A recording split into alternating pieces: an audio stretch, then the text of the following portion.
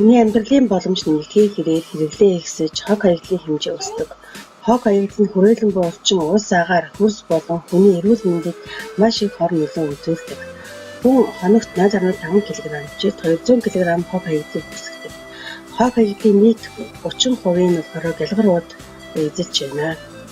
Гэлгаруудыг хүн 12 минут ашиглаад хайдаг бол гэлгарууд нь байгаль дээр 100-400 жил оршиж химийн хор тхийг ялгаруулж хөрс ус агаарыг хурдуулсаар байгааг бид мэдсээр байгаа билээ. Иймээс манай багийнхан ногоон солонх багийнхан маань хамтарч судалгаа хийж бидний төвшөнд ухаан хог хаягдтай яаж тэмцэх талаар сургуулийн төвшөнд хийж судалгаа гаргаж байна. Гэлгаруудын оронд давуутыг хөшөглөх. Ногоон солонх багийнхан маань гадаа гарч судлаа багш иргэдээс асуулт ярилцлага хийж судалгаа авсны үндсэн дээрээс энэ гэлгаруудын хэрэглээ ямар их байгааг тэнд өрхийн ямар хэрэг нөлөөж байгаа талаар судалгаа хийж анализийн дүг гаргасан. Хоёр төрлийн уудыг манайхыг худалдаалж байгаа.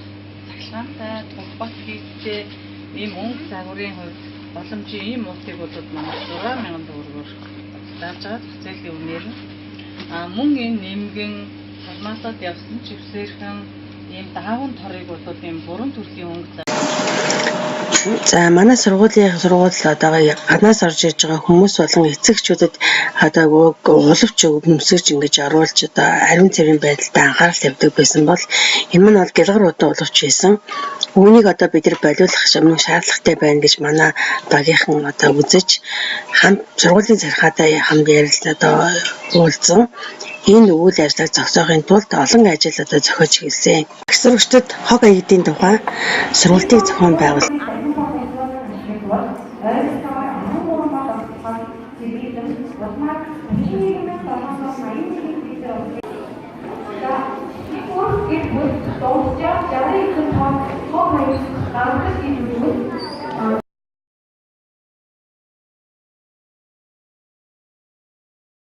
За манай сургуультаас зохион байгуулж байгаа эко клубын хуучин багцсан ачиж дахин удаач тоор хийгдээ.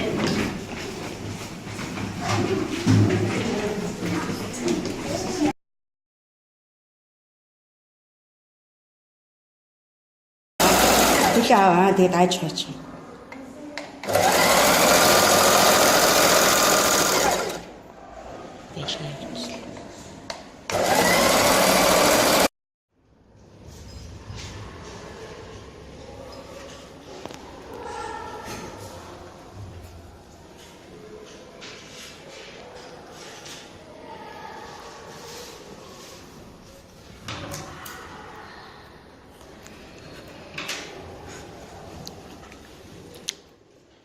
Булгачаахийн эцэгчүүд болон багш нартай өгч гэлгаруудын асуудлыг сургуулийн хот хэмжээнд шийдсэн бол ойролцоох дэлгүүрүүдэд хийсэн тороо өгж гэлгаруудыг халах үеийнэд бидэд нэгэн зэрэг зүтгэж байна. За үүнээс гадна гэлгаруудыг буцаан авч дэлгүүрээс авч гарын доорх материалаар хичээлийн хэрэглэгдэхүүн хийж бид нар тавьж байна.